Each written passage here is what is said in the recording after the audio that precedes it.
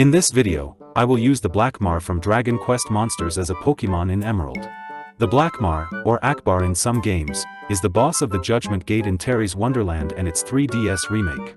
He had some of the highest stats in the original GBC games, but the remakes gave him an innate trait that trades 25% of max stats for an extra move per turn, more on this later. As a Pokémon, he will have 84 base HP, 83 attack, 71 defense, 91 special attack, 130 special defense, and 48 speed, for a total of 507. These are derived from an average of his GBC stats and 3DS stats, weighted more in favor of the former, except for speed. Since the original DQM games use lookup tables instead of a formula to calculate stat growth, the rate of which can vary greatly at different levels, the conversion won't be exactly faithful. Also, higher index numbers don't always mean better stats. His level-up moves are based on his default fire skill set in the 3DS remake, and a few other skills he uses as a boss. All regular monsters only start with a basic skill set in TW3D, which only gets up to Tier 2 skills, so I gave him the Tier 3 Khafras for the late game. Kaboom, Cold Blizzard, and Kazamal are the skills he uses as a boss in various games, and Sizzle because he gets Sizzmeister as a trait. Fiery Wrath is a Pokémon move from Gen 8, and it's just a stronger Dark Pulse with AoE, but it seems fitting on him. I will set up a Blackmar with a neutral nature, perfect IVs, and pre-applied EVs. He's in the Demon family, which is obviously the Dark type, and the Fire typing based on his skill set also makes sense, although he might do better in Gen 3 games without it, due to the abundance of Water types. I tried simulating Double Trouble in my earlier Demon at Arms video, by making every damaging move a clone of Double Kick, but it seemed too crude, not to mention overpowered. So instead, I kept the theme by basing all his spells on the move Revenge, but without the negative priority. Affected moves are in caps. EV-wise, max special attack is forced, and since I need to go second to get the damage boost, I clearly don't want any extra speed.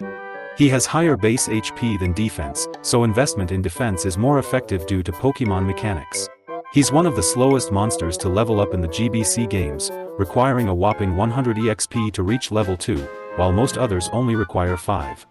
I guess it was to balance his overwhelming stats and how early you can get him, since all you need are 4 imps and any undead. I put him in the 1.25 million experience group, as the 1.64 million group actually levels up the quickest early on.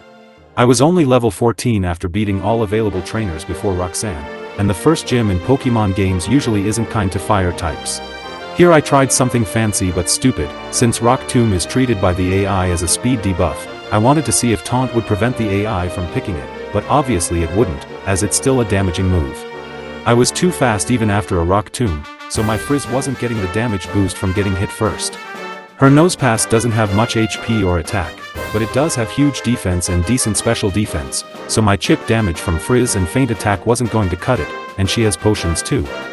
There wasn't much strategy to this fight, so all I could do was try again and hope to get luckier. Frizz and Feint Attack do about the same damage due to my EV spread and their stat spread, but Frizz can do double damage if I get hit first. Taunting the Nosepass helps since it stops it from spamming Harden, but still, whether I win largely comes down to luck. Here's an optional rival fight in Emerald, and I need all the experience I can get, due to my slow EXP group. I just gave her Torchic so she will have 3 final form Pokémon in the last battle, but her team is still terrible. There's nowhere to grind on the island, since the wild Pokémon in the cave give abysmal EXP, but they've at least put a few more trainers in Brawly's gym. I'm weak to fighting and have nothing good to use against his Pokémon, and his Makuhita just happens to have the thick fat ability that halves fire and ice damage. It knows Vital Throw as well, which is 105 power after stab, so if I can't reach it on almost full HP, it's just GG. This battle took me over 10 tries, because Steel Wing can miss, Karate Chop crits often, and the Makuhita usually opens with enough bulk ups to one-shot me with Vital Throw. I was certainly not grinding to level 22 for Sizzle, so I had to fish for a crit on the Makuhita to win. As you can see already, Dark and Fire is just a terrible combination in this game. Because there's no way to replicate the extremely high EXP requirement of these DQ monsters, I intentionally gave the Blackmar bad moves in the early levels to simulate his slow growth. Sizzle is a Tier 2 AoE spell, and it used to do the same type of damage as Frizz, but it was separated into its own element since Joker. I made it Psychic type because there are already too many fire-based skills, and it does light-based damage in Joker 3. Anyway, the rival battles in these games are just a joke, so there's nothing to talk about. Watson got a bit of a nerf in Emerald, and the Magneton is no longer his highest level Pokémon, but it wouldn't matter this time since I'm a fire type. I equipped a Cherry Berry for paralysis, as the only way I could lose this fight is by getting permastunned and confused. I have no speed EV, but this actually works out in my favor against these fast but weak enemies. Shockwave from his Voltorb triggered the revenge effect of my spells, which allowed Frizz to one-shot it easily. I gave the Blackmar Flame Breath over Frizzle for some variety and to slow him down, since breaths aren't spells and won't receive the revenge effect. Low-tier breaths are really weak, so I only gave it 50 base power, but a 20% chance to burn as compensation. It's still powerful enough for this early stage of the game though. Here you can see that my unboosted Frizz couldn't even do half to the Manectric, but after it hit me, my second Frizz took out all its remaining HP. Flannery's Emerald team could be awful to face in a solo run, as she now has a Camerupt that knows Sunny Day, and her Torkoal now holds a white herb to reset the special attack drop from overheat. Luckily this time, I'm a fire type with massive special defense, so none of her Pokémon could do much to me. Her Torkoal still has Attract and Body Slam to potentially perma-stun me though, so it's still far from a free win. I had nothing good against the Torkoal, since Feint Attack is now physical, so I just took the chance with Guillotine, which actually had 40% accuracy due to the level difference. Norman is usually pretty easy in Emerald, since he only has one slacking now, but he was kind of a pain this time, due simply to how weak my moves were. A Chesto Berry was forced, as his slacking knows Yawn and I'm not allowed to switch, but that meant I had to deal with confusion from his Spinda's Teeter Dance. My unboosted Frizz couldn't even get it to the red and burn his potion. Frizz with the Revenge boost barely did half to his slacking, but it had a Citrus Berry to heal 30 HP, and its Truant meant my second hit wasn't boosted. I could take Yawn once thanks to the Chesto Berry, but he has a potion that would heal it back to full, and it would use Yawn to put me to sleep again, making this fight obnoxious. I thought he had another potion, so I just rolled for Guillotine, which I should have done from the beginning. Thankfully, the rest of his team was no threat, and I don't even know what his Linoon could do with Belly Drum when it can't naturally learn extreme speed in this gen. Here's another rival battle, and she was hardly stronger than those random trainers or even wild Pokémon in the area. They could have done so much more with the rival in these games, but nope, they decided to make him or her a pushover who literally gives up being competitive.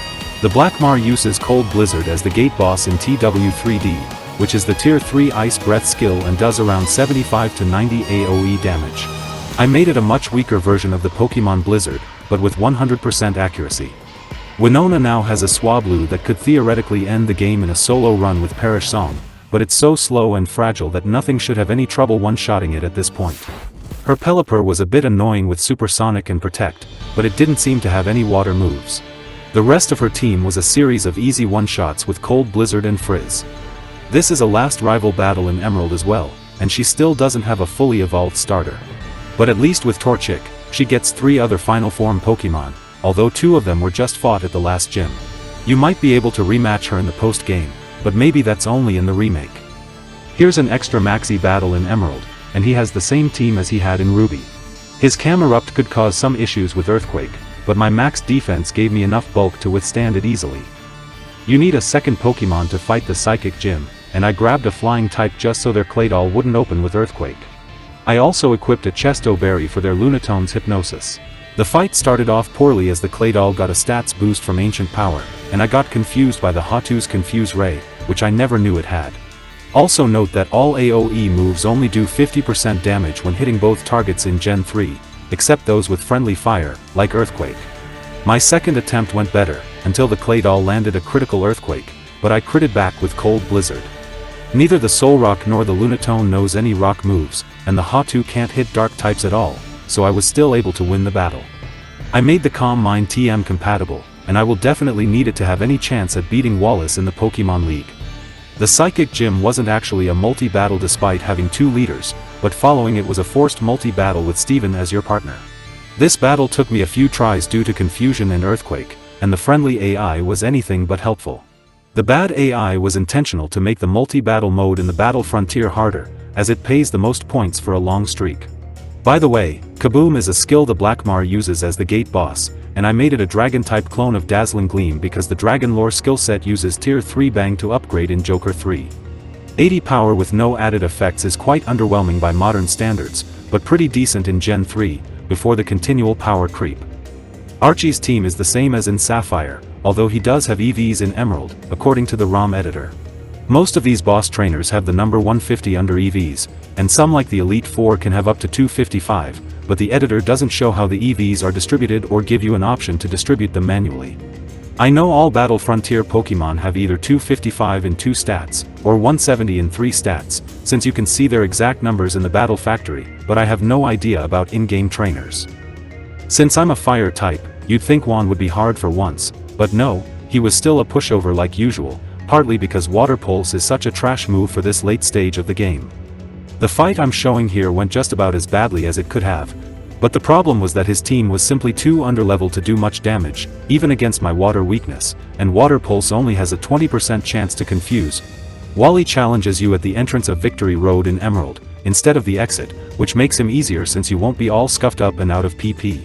For whatever reason, his team is at even lower levels than Juan's, but his gimmick is that all of his Pokémon can inflict some kind of ailment or debuff, so he can be deceptively dangerous in a solo run, especially when you can't always go first. As I mentioned earlier, I skipped Frizzle and put Koffers all the way at level 62 just to simulate the Blackmar's slow growth in the original DQM. Now that he finally has a proper stab move, the rest of the game should go a lot smoother. I say, should, because his biggest issue is still the awful typing and lackluster coverage, as he has nothing good against water and rock types, and he can't take hits that well even with max defense. Here are my stats and moves for the Pokémon League. My only good stat is special defense, and my special attack is okay with max EV, but the same can't be said for my physical defense, which is barely passable. I didn't want speed earlier, so I could fish for revenge boosts, but I might do now. Sydney isn't very hard for a special attacker, since Intimidate is useless, and all of his Pokémon have terrible special defense. I didn't even need a revenge boost to one-shot both his Mightyena and Absol with Koffers. Kaboom was almost a one-shot on his Crawdaunt, but its Surf didn't do a lot due to its mediocre special attack.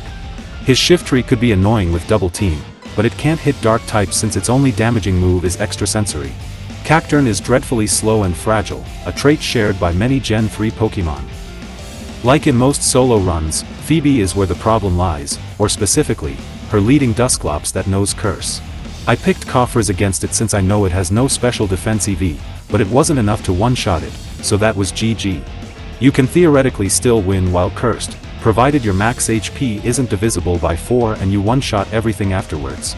But practically it's unlikely, since if you can't one-shot her level 48 Dusclops, you won't be able to one-shot the level 51 Dusclops either without a crit.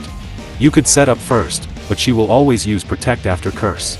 Anyway, I tried Feint Attack in my second attempt, which obviously did even less due to my lack of attack EV, and it most likely has physical defense EV as well, but it did prompt her to heal. That ironically gave me the win, as none of her other Pokémon could threaten me with anything. Glacia is by far the worst member of the Elite Four, thanks to the dearth of ice types introduced in this generation, and she's usually very easy, unless you're using something doubly weak to ice. But this time, she completely walled me. Her leading Celio was bulkier than it looked due to its thick fat ability that halves fire and ice damage, and it probably has max special defense as well. I couldn't even two-shot it with anything on my move list. Her wall rain was faster, so it clearly has speed EV, and it's got so much HP that a revenge-boosted Kaboom couldn't even take it down to red. It was hopeless at that level, so I used a few rare candies and learned Fiery Wrath for special Dark-type stab. It's a new Pokémon move from the 8th generation, with 90 base power and a 20% chance to stun, or just a slightly stronger Dark Pulse. Sydney and Phoebe were free wins, and Glacia was much easier now that I could one-shot everything except the wall rain. All of Drake's Pokémon was obviously faster than me, except maybe the Shelgon, so I equipped a Citrus Berry for some recovery. It only heals a flat 30 HP in Gen 3, not 25%, but it's still better than nothing. The Shell Bell is better as it gives 12.5% lifesteal, but getting it is a pain, and might be impossible on the emulator. One Earthquake from his Flygon did almost half to me, and he still has Salamence with Rockslide and Kingdra with Surf. His Kingdra opened with Smokescreen, which made me miss more often than it should, and its Surf left me with 22 HP. There was no way I could survive anything from his Altaria on 22 HP, so this was another GG. I retried this fight a couple of times to see if I was just unlucky, but it proved to be impossible because I simply couldn't take enough hits.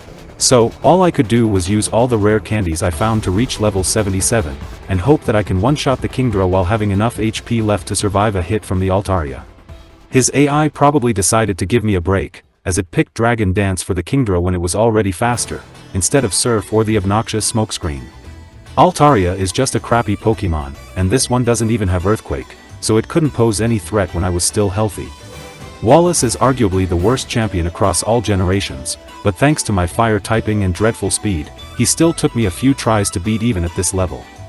I had to learn Calm Mind to have any chance, or I wouldn't be able to one-shot most of his team, and I should probably have equipped a Pecha Berry instead for Toxic, but it didn't end up mattering. I won't show all my failed attempts, or this video would be over half an hour long, but here are all the things that went and could go wrong. If I set up Calm Mind on his Whale Lord, I'd either have to eat a full power Water Spout or deal with its Rain Dance, so that was out. Which meant I had to set up on his Ludicolo because I had nothing that could one-shot it, but it knows Double Team and Leech Seed, either of them could screw me over. Then there was the Tentacruel that easily outran me and could hit me with Toxic or a critical Hydro Pump, and if my HP was low enough, his Gyarados would just finish me off with an Earthquake, since it was also faster. His Milotic has Toxic as well, but it wouldn't matter as he always sends it out last. Kazamil is a skill the Blackmar uses in some of the main series games, but it's mostly redundant here since Fiery Wrath does more with Stab, unless I get hit first. Needless to say, if I struggled that much against the Elite Four and the fake champion, I stood no chance against the real champion, Steven. His leading Skarmory was the only one I could safely set up Calm Mind on, but both his Claydol and Metagross were faster than me and no Earthquake. The furthest I could get was his Cradily, and that was only because I landed a lucky crit on his Claydol, but it just critted me back with Ancient Power. Even if it didn't, I wouldn't be able to one-shot it with Light Screen still up anyway. So, this fight was basically impossible without either a lot of grinding or a respec. Since you can legitimately respec in Emerald with certain berries, I went with the latter option and shifted all my defense EV into speed, and hoped that I could outrun his Metagross after the 10% badge bonus. Being faster than his Skarmory meant I could get a guaranteed Calm Mind in without getting poisoned, as I had a Pecha Berry. Luckily this time, since my defense was now so low, he just decided to attack me with Aerial Ace, allowing me to get 2 Calm Minds in. I didn't care about my remaining HP, seeing as his Metagross could probably one-shot me with Earthquake anyway if it went first. It turned out that 153 speed was enough to outrun his Metagross after the badge bonus, and that critical hit certainly did not matter. After that, the rest of his team was trivial. In conclusion, the Fire type is terrible in Gen 3, and there's a good reason why speed is often considered the most important stat in Pokémon games.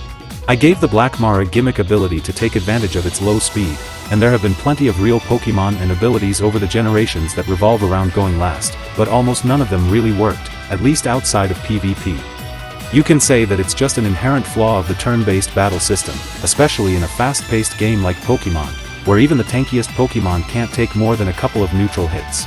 Going first and doing damage or setting up before your opponent simply gives you a material advantage most of the time, barring some gimmicky or luck-based strategies.